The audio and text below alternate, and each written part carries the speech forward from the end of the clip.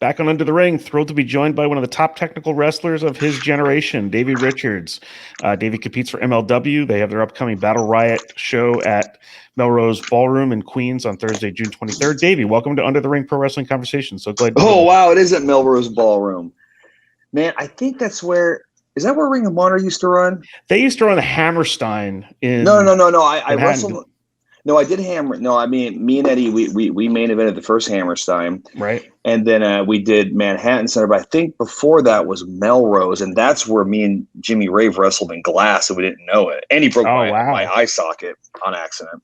That was the toilet paper hitting the chandelier. Yeah, I think that was Melrose. But, man, that's a long time. I've been hitting the head a lot since then. So. Melrose is a good venue either way. But, yeah, welcome. So glad you're with us today. Thank you for joining us. Absolutely. I guess to start off, what appealed to you about MLW, and why did you decide to have a good portion of the next chapter of your career there? It was just a very very organic. It was very I don't know. I didn't really know a lot about them. But then again, at that point in time, I didn't know a lot about any wrestling, so I'd stepped away completely for 4 years. So, yeah, of the offers I got, and I was very grateful to them. They were the best fit because just the timing and where I was at, and plus, being where I'm at in wrestling, I don't know. I feel like it's kind of pompous, but I guess I feel like I've earned the right to, do what I want, and I have always believed that wrestling is sport first, and I think me and MLW share that mentality. So I think that would be the best place for me. So I just, I'm not trying to say my way is the only way or my way is better than everyone else's, but I mean, I'm entitled to my opinion like everybody else. So, and I feel like fans and myself would want to have me doing what I truly believe in and what I truly love, rather than trying to, force a square peg through a round hole. So it was very organic, a very condensed answer to a long-winded approach. And now that you're the veteran, people coming to you asking for advice. Are you producing as well too? Yeah. I'm an agent, and I'm an agent. I get asked to do a lot of seminars, and it's crazy, man. But it's cool too, because I'm very flattered that I'm such an inspiration to so many people. And, I feel like, where I'm at in my career is my number one job is to give back, because wrestling has given me so much. So it's a good opportunity, another opportunity to do that. And any expectations at that Battle Riot card? It's weird how I look at, well, it's not weird. It's maturity, how I look at wrestling now. And, if you would ask me that question 5 years ago, I've been like, yeah, I'm going to do this, and I'm going to have the best match, and and those are always still goals, because I'm a competitor. But I just see, and another thing I really like about MLW is I just want us as a team to go in there and just deliver, and whatever my part is on that team, if it's leading, if it's following, if it's helping, if it's guiding, whatever it may be. I just want to be a valuable part of the team. So as a team, we go in there and we just deliver, and we leave every single fan, leaving the venue that night going, man, when are they coming back? So you had a pause of your career for about 4 years of your wrestling career, from 2017 to 2021. Yep. Tell me about that, and what made you decide to return? This. Yes. I was living in a fire station, in a helicopter, and in a classroom. I was not taking it easy. It had gotten, well, my son had just been born. So, I was very adamant about staying home more. Two, I'd been wrestling a long time since then. So, I started amateur wrestling when I was 10 and never stopped. So I had some, not big injuries, just nagging things. And I wanted to finish school. I wanted to have a medical career, and I wanted to finish school. And, it got to, I did pretty well for a while doing both, but just your first couple of years of medical school are just like, so there's not enough coffee in the world for that stuff. And most people that go to medical school are not, adults with children and jobs. So I had a lot on my plate. So, and Impact don't have one bad thing to say about them. They were super cool from the start to the finish. we're still on very good terms. And yeah, so it was I was in a classroom or fighting fire. So what did make you, what made you decide to return to the ring at this point? I going macro to micro. Macro would be, I'm a wrestler. I've always been a wrestler since I was 10 years old. That's mean wrestlers wrestle, fighters fight, pilots fly, Right. So there was always that thing left in me. I mean, physically, I feel fine. I feel great. And I feel like I do have a lot to give back, and I want to give back. And I just feel like there's unfinished business. And now it's great because it's so much fun now. It's all the stress of all the other stuff is just completely gone. It's so much fun now. And but yeah, I was kind of on the fence about it. But then that show Cobra Kai, that first episode where Johnny's watching Iron Eagle, I was like, my wife was there and she was like, "You're gonna go back?" And I was like, "Yeah." And then right away it was like a fire was lighting. It's great, man. It's something to train for. I feel like my style is very appreciated, and which I'm really thankful for. So, and it just, all the pieces fit. It was like MLW. It was all organic. So what is a typical day or week like for you nowadays? I know you're studying emergency medicine. I tweeted you recently, I believe, and asked you what you were studying exactly because you had mentioned it, and you said it was cardiothoracic emergency medicine.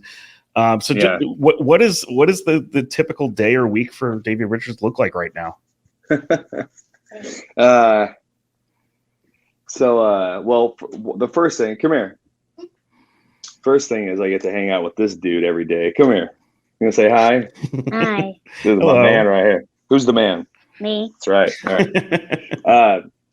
So a typical day for me is God, they all blur together. I usually wake up about like 4:35. I get my first workout in, which is usually at my house, and I'll study wrestling or any kind of lecture I might have for that day. And then I will either go to class or go to clinical. And then I will get off. I will usually go to my son's karate. I'll do jiu-jitsu, and then I'll go down to Team Ambition Dojo and train those guys. And if I don't do jiu-jitsu, I'll do like strength training. And that's pretty much my day all the time. I do a lot of overnights too.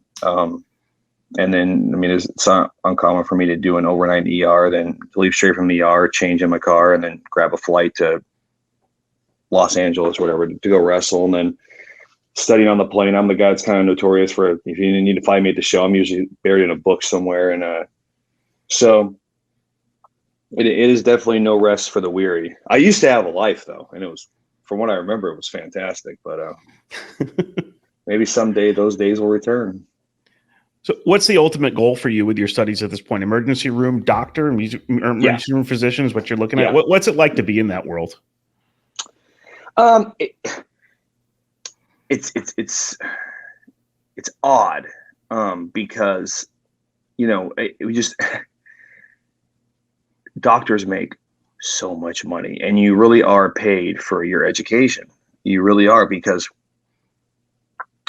I did more as a paramedic, making $15 an hour than I do as a physician. As a paramedic, I'm out there, I'm the first on the scene, and I'm intubating people and ministering drugs and, sticking needles in their arms and drilling needles in their bones. And, I'm doing all this crazy stuff, and as a physician, it's so weird because I'm just kind of there to monitor things like, okay, so I need to intubate someone. They can't breathe. They need to be hooked up to a ventilator. Well, as a medic, I would do that all myself. Now it's like, oh, just call it respiratory therapy. It's like, oh, that's all I got to do. So I got to draw labs. Usually I got to get up the IV and draw the labs myself and give the medicine. Now I just have the IV team do that. So it's really weird. It's very gratifying. I mean, I love it. I mean, medicine just clicked with me for whatever reason, but two, also made me really fall in love with humanity, which is the most beautiful thing. Since I've come back, people have really noticed. I hear a lot about my candor has changed. And I think I just kind of fell in love through medicine. You kind of fall in love with humanity. You definitely see the most ridiculous side of it too, but it's all in good fun. So how close are you now to being a doctor? 2 more tests. Wow. USMLE. Yeah. So what's the time, like the time frame for that? What's the timeline? I'm going to take one. It was going to be the end of June. Now I'm going to take it in the middle of August, and then the other one is going to be in September. And then that'll be done. Then I finish out my residency, and then after that's done, which that should have been done by now, but COVID happened. So yep. And then I will be a board certified resident physician. Well, congratulations on that, and know that you have a lot of fans cheering you on for that. Oh yeah, I appreciate that. As well. I really do. So doing a little research, I realized that you have wrestled for what looks like 22 different promotions in 2022, in addition to, I believe, 8 matches that you wrestled WrestleMania weekend, if I have that right. Is it just make it up for lost time, or it's kind of I was surprised to see how much of a workload you had. Well, I mean, I'm trying to stretch here.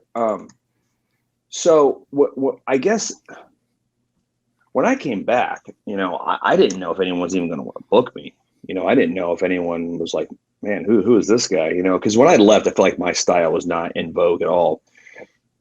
And I didn't follow wrestling at all because, I didn't want to watch it because I didn't want to get that itch, and I had to really focus on school. So, so when I came back, I was like, oh, I don't think anyone want to use me. And then it just kind of blew up and blew up and blew up. And then, and two, I guess I come from a different generation. Oh, I sound so old. But like you're supposed to get out there and you're supposed to wrestle. That's our job. That's what we do. And I guess third and most personal for me is I just want to get better. My main motivation in wrestling nowadays is just to give back and just to get better. Like the sport, like training with like Barnett and those guys has really opened my eyes to like, what is my place in the business? Because I never cared about going on TV or being famous. I never cared about any of that. It's like, well, what am I here to do? And I just, and Barnett really opened my eyes to like, I'm carrying on a lineage, of like the real wrestlers from like, Gotch and Fez and Billy Robinson and Suzuki and all those guys, the guys that could really go out there and wrestle and uphold the art, and the sport of professional wrestling, stemming from like, the catch as catch can days. So that's really been invigorating for me to just learn more, about our lineage and sport and put that into practice and hopefully inspire others. So I feel like it's so easy to wrestle so much nowadays because I have great opponents and I'm doing something I truly believe in. When you're getting offers or seeking bookings at this point of your career, is there anything in particular you're looking for in a match or in a company when you're setting them up? Well, I'm not gonna do death matches. Yep. I'm not gonna do that. I'm not gonna do death matches. I would very much prefer no really early morning flights because I would prefer that. But if it happens, it happens. I would respectfully decline intergender matches. That's just a personal thing. That's about it, really. Please don't book me at the end of a 27 match card. That'd be wonderful. But anything stylistically you're looking for like in an opponent, or do you kind of just like that different kind of style, seeing how you kind of match up with them? Yeah, I like that different kind of style. And like I wrestle some guys you would never think, like I wrestle like Masada. He's a great wrestler. I mean? So it's I like being tested. I mean, obviously it's always fun when you get in guys who are like more of my, cut from the same cloth as I, you know what I mean? But the thing is you only get better by wrestling people who are different than you. You know what I mean? Like I could go out today and have a great match with Jonathan Gresham. Well, yeah, who can't? I mean, who wouldn't have a, you know what I mean?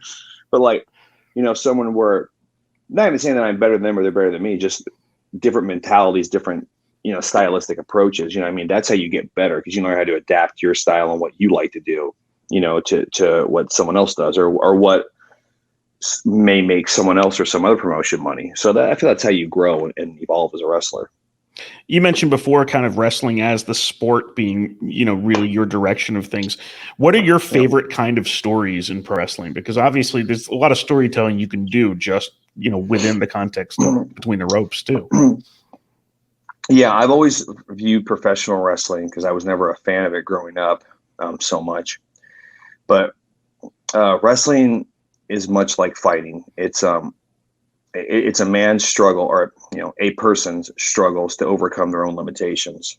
So when you're out there and I've been in amateur championship matches, I've been in finals of jiu-jitsu tournaments. I've been in the main events of big wrestling cards. It's your opponent is never your opponent. It's always what's in here. That's the opponent, because all your insecurities, all your weaknesses, if you're hurt, if you're sick, if you got enough sleep the night before, if you're having family problems, blah, blah, blah. It's always a person's struggles to overcome their own limitations. And that's the beauty of wrestling. And, the best part for me is the ability to have wrestling empower someone, like, oh, I can do this. Because everyone has that at some point in their career, or I would say at least most do. For me, I was like, man, I'm 5'7", I'm from the middle of nowhere. I don't know anyone in this business. And then little by little, it's like, I can do this, I can do this. And, and that's why I tell like my students or anything else, like, trust me, if I can do this, anybody can. It's all about work ethic. So for me, that's the best story, is just someone's ability to overcome their own limitations or self-perceived limitations. All right. And other than right now, is there a version of Davey Richards or a time period or promotion you'd point to other than, current, where you thought that you were on top of your game most? If you were going to show a Davey Richards selection of matches to someone, is there any period that you prefer over others? Oh no. I used to do some crazy stuff. I would tell my students now, like, don't dive into the crown. I had no idea what I was doing. But honestly, now, to be honest with you, I feel like I just, but to parlay into the question at hand,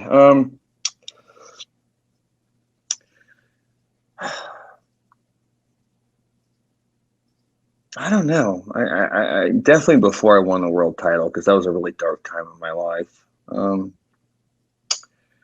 I would say probably right when I came back from Noah. I don't know.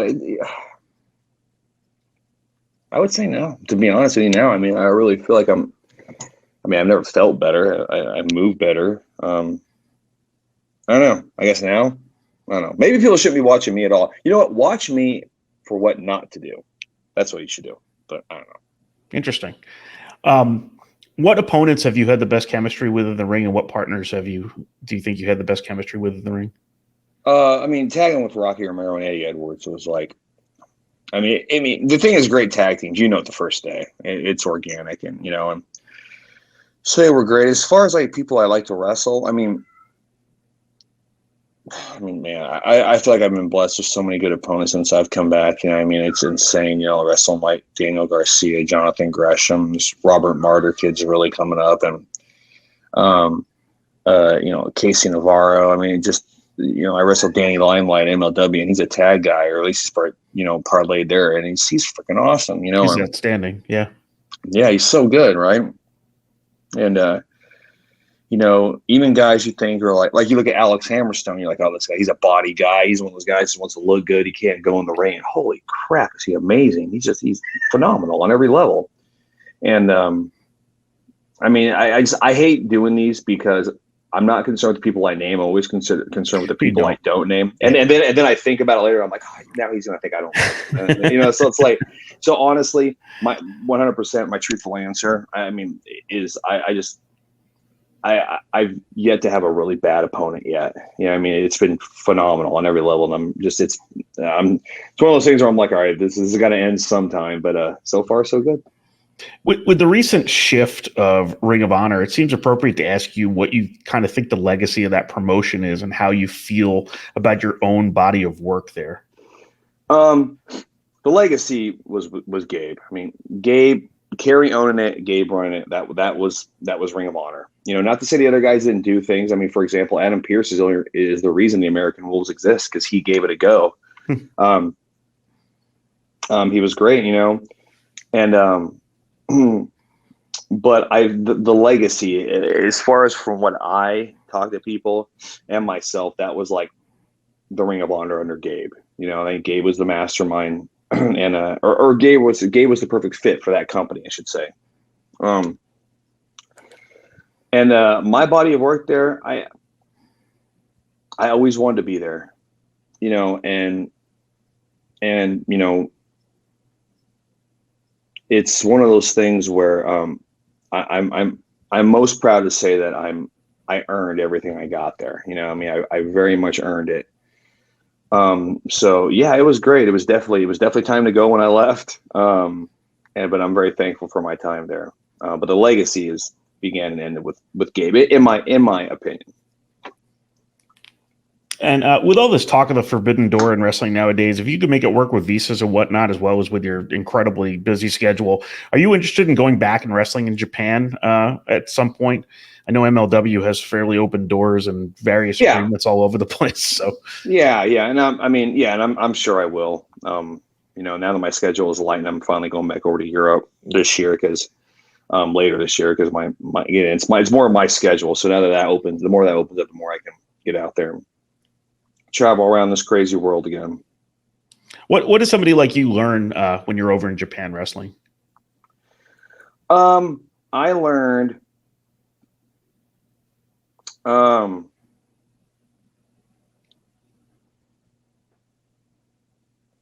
learned to treat this as a sport. And I learned to respect this and to and just to uphold like the prestige of it, because over there it's held in very high regard. You know what I mean? It's 100% considered a sport. You're much more likely to find a Japanese wrestler with an extensive amateur background, you know, or legitimate sport background than you would in the United States. Although I feel that's changing, thank God. But I don't know. It really solidified for me, like, you know, like at least at some part of the world, like what I believe is right. Because at the time in the United States, it was kind of like, I'm definitely not in style anymore. So, but you know, so I learned appreciation for our sport. We're going to move to something we call the 3 count now. It's going to be 3 quick questions and your responses. First one, you're studying to be a doctor. Who are your 3 favorite wrestling doctors? Oh, crap. Isaac Yankem. I don't know. I didn't see. That's the thing is I didn't watch wrestling growing up, so I didn't. So I mean, I never saw WWF. So this is not going to be a quick answer. Sorry, but like when I was in the Northwest growing up, we got Stampede and we got NWA Pacific Northwest. So I saw like, you know, Roddy Piper, Buddy Rose, Owen Hart, Bad News Brown, Dynamite Kid, of course. But like WWF, I was like, and I remember in high school, people were like NWO shirts. I thought it was a band. You know what I mean? Like I had no idea. And it wasn't until I was in college and my buddy was like, hey man, have you ever seen pro wrestling from Japan? And I'm like, no. I was like, you mean like the WWF stuff? And he's like, check this out. And it was Pancrase. And I was like, oh, okay. Yeah. This is so badass. So I thought that's what I was getting into. Yeah. I was trying to come up with some wrestling doctor, at least names. It doesn't have to be the gimmick of it. You got Dr. Tom Pritchard, you got Dr. Death Steve Williams, you got Dr. D. David Schultz. Yeah, well, Steve Williams, I mean, hell, Jesus Christ, he was freaking awesome. And yeah. Dr. Luther, if you remember him. Yeah, you know what? Yeah, because he's from Calgary, I think. And, yep, he was a Jericho guy, yep. Yeah, and he wrestled in a lot of the same promotions I did in the Northwest, but I think his time with those promotions ended right before I got started. So I think we just missed each other. But yeah, I hear great things. So and now he's in AEW, actually. Oh, nice. Yeah, we'll see. Shows you what I know. So yeah. All right. So you could have a straight grappling session with anyone in pro wrestling history who you've never wrestled. Who are you getting on the mat with and why? Billy Robinson, because I want to get beaten by the greatest. Interesting. Very good. You study him a lot? Tons.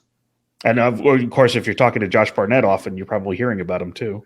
Oh yeah, Josh is an absolute blessing to this business because he is he's so knowledgeable.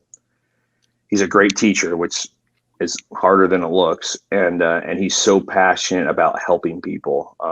I highly recommend any promotion anywhere in the world, any company, save up your money and hire that guy, because he will not only inspire you, he will break things, the most complicated things he'll break down. You're like, holy crap. Like he's I cannot say enough good things about him. And finally, best piece of advice you can give anyone who wants to become a pro wrestler, and the best piece of advice you can give anyone who wants to become a doctor. It's the same thing. Hard work works every time. It's it's the weirdest thing in the world, man. I'm the epitome of success. I come from absolutely nothing. My parents were in jail for doing drugs. I was raised with my grandparents. My whole family's dead. I'm from a small town in the Northwest no one's ever heard of. I'm short. I don't know anyone in the business, and I made it. I'm considered one of the greatest wrestlers of my generation. And none of my family even graduated high school. My grandfather couldn't even read, and now I'm going to be a doctor. And I can tell you right now, I am not gifted in any way, shape, or form. Like nothing. I just, my grandfather gave me great advice. He's like, there's 3 great rules for life. Like, 1 is show up, because 90% of success in life is just showing up. 2 is, ears open, eyes open, mouth shut. And 3, the most important rule is just find the hardest worker in the room and outwork them. So, hey, what time you get up to train? Well, I train at 6 a.m. Okay, I need to get up at 5. Or, hey, I put in 12 hours, training or studying. Okay, I need to put in 13. And those things work. I mean, they just, I am not a smart guy at all. Like, oh my God. I mean, well, my struggles with modern technology should illustrate that quite well. But I've yet to meet the person that will outwork me. So, I mean, that's really all I have. Now I'll probably die at 65 from hypertension, but it'll be a good 65. So just hard work, man. And the great thing is everyone can do it. Everybody. There's no such thing as talent. It's a made up word. It's just hard work. Well, thank you very much for joining us today on Under the Ring Pro Wrestling Conversations, and congratulations on all you've accomplished in your career and your comeback, and the best to you, for all you're going to accomplish in your upcoming medical career too. Thank you very much, and thank you for being patient with me and my crazy schedule. Hey, you know what? I wanted to tell this story because I just found I find your story very unique and interesting in this crazy world of pro wrestling.